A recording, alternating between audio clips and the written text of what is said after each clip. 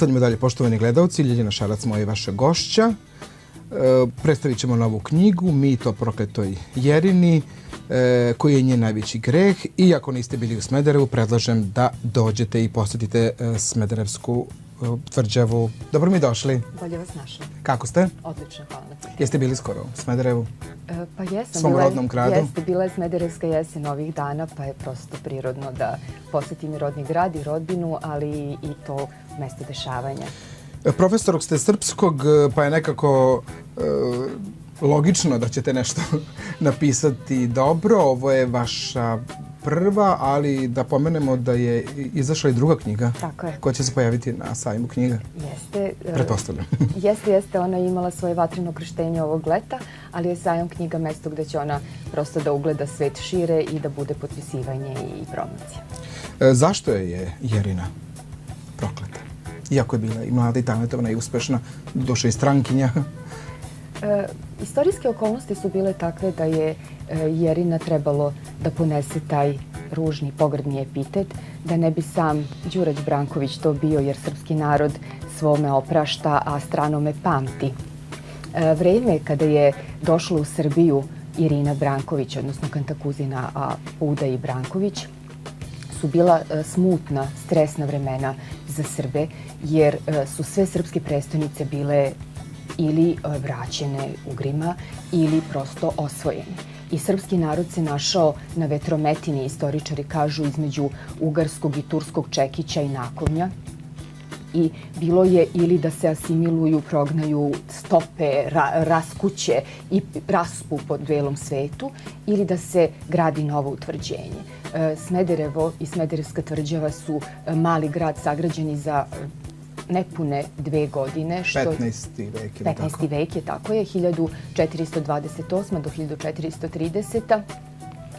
Veliki grad se gradi još 9 godina, znači najveća ravničarska tvrđava je u 15. veku sagrađena za 11 godina i dala tačku oslonca i uporišta srpskom narodu.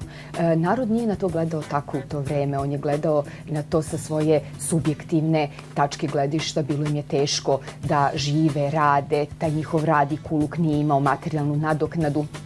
Bili su besni na svoje velmože, a naravno da su tu svoju ljutnju usmerili ka strankinji Irini, koja je prvo bila neshvaćena zato što je bila vrlo napredna, drugo često je govorila grčki na tim zidinama, treće svakog dana je obilazila majstore jer ona je svoj posao i odgovornost smatrala ozbiljno i ozbiljno se bavila politikom u to vreme i pomagala svom suprugu koji je cenio njeno mišljenje. Sve to je bilo vrlo strano i neobično i tada, verujem i danas mnogima, tako da je sav bes srpski narod usmerio na nju. Moram priznati da moramo to prezime Brankovića da pogledamo iz drugog ugla. Njen svekar je Vuk Branković, a znamo kakav sud i tada, a i danas narod ima o Vuku Brankoviću, tako da mislim da su to sve senke koje su pale na našu nesrećnu despoticu.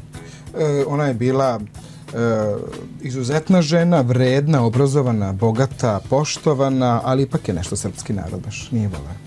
Znate kako, njeno ime znači mir i spokoj. I latinska poslovica kaže nomen est omen, ime je znak. I po tome njena sudbina bi trebalo da bude jednostavna, mirna. Njen život je bio sve samo ne to. Prosto je bio stalno iskušenje. Ona se udala vrlo mlada, sa 14 godina, tako je.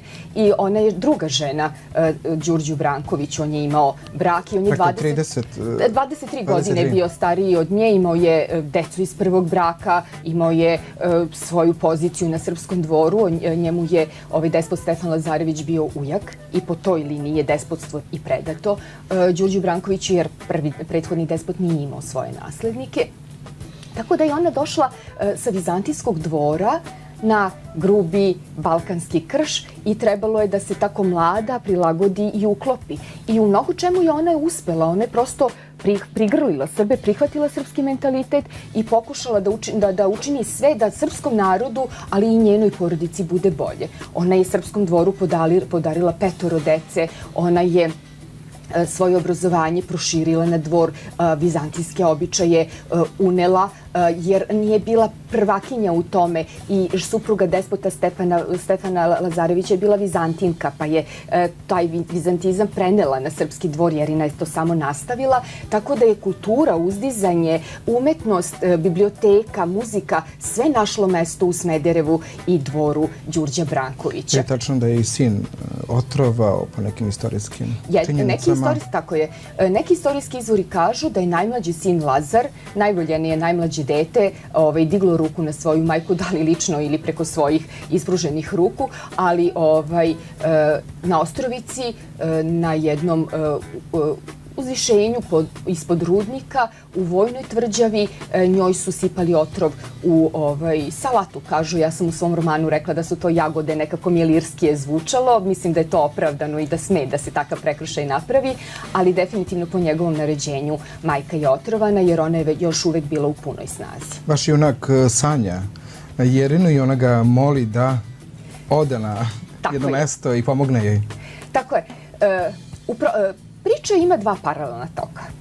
Jedan prati Irinu Branković od njenog dolaska u Srbiju i njeno mesto na dvoru. Tako da sam ja bukvalno jednu skrivenu kameru ugradila u taj srednji vek i taj porodični život srpskih vladara, jer kad pratite jednu vladarsku porodicu, vi obično pratite mušku lozu, ratove, bitke, politička stanja, a malo znamo o njihovom privatnom životu. Te je to bila prilika da se ispriča priča iz jednog drugog ugla, a druga paralelna priča prati Damjana Šajnovića, savremenog junaka 21. veka, jednog Novosađanina koji je prešao da živi u Cirih, gde je izgubio suprugu i nerođeno dete, gde je potpuno potonuo, izgubio svaki smisao života i čeka smrt. Mladim ljudima smrt ne dolazi na dugme i prosto ga život čupa iz tih tamnih misli tako što mu šalje neobične snove. U snovima se pojavljuje jedna srednjovekovna dama, miris jasmina, jedna plava marama koja leprša na vetru i on će napraviti inverziju i umesto dana želiti da dočeka noć, da sanja nove snove, gde saznaje da sanja Irinu Branković, koja ga poziva da joj pomogne, da krene u potragu za njenim grobom, jer istorija zaista tvrdi da se ne zna gde je grob, izgubilo se, pošto je to podno rudnika ona sahranjena, a to je baš bila trasa kuda su vojske najčešće prolazile, pljačkale, palile, uništavale, te se grobno mesto ne zna. A pošto je modern trend u Evropi, svetu, pa i kod nas, da postoje lovci na blago koji kreću sa sve aparaturama i tragaju za grobovima neskrnavljenim, pa onda ih otvaraju, pljačkaju blago i iznose preko granica i basnoslovno prodaju. Na tragu su Irininom grobu i ona moli Damjana u 21. veku, koja je bio njena ljubav u 15. da joj pomogne i da nađe njen grob pre njih. Gde možemo da kupimo knjigu, da pomenemo izdavača? Knjigu je izdao Eurobook. To je jedna fina izdavačka kuća koja daje šansu piscima koji počinju tek svoj put. Knjiga može da se nađe u Delfi knjižarama, Vulkanovim knjižarama, u Dimitrija Tucovića gde Eurobook ima svoje prodajno mesto, biće na sajmu, može na web stranici da se poruči Eurobooka i zapravo je ona svoj put i pohod u svet imala prošlog sajma. A onda ubrzo se našla na listi knjiga za Ninovu nagradu, što ju je dodatno preporučilo čitaocima, tako da mislim da svojom pričom, svojim značajem i svojim vraćanjem srpskim korenima i istoriji ona pruža priliku da joj poklonimo poverenje i uzmemo ju u ruke. Čitaoci i kritika kažu da bilo lepo da se je ekranizuje vaša knjiga. Tako je, vrlo je filmična. Slažem se s vama i prosto je raskošna. Mi imamo te srednjovekovne zidine, malo toga treba da ona ugleda svetlost dana i nečija dobra volja bi mogla da napravi jedan spektakl srpski. Poslužite se Bioshop. Sa zadovoljstvom, hvala vam. Slatko i slano. Hvala što ste bili moja gošća. Želim vam puno uspeha i kada se bude ekranizovalo, zašto ne? Divno, iz vaših usta Božji uši. A posle sajma da se vidimo i sa novom knjigom. Sa zadovoljstvom. Prijatelji naše emisije vas pozdravljaju. Hvala vam mnogo. Prijetno.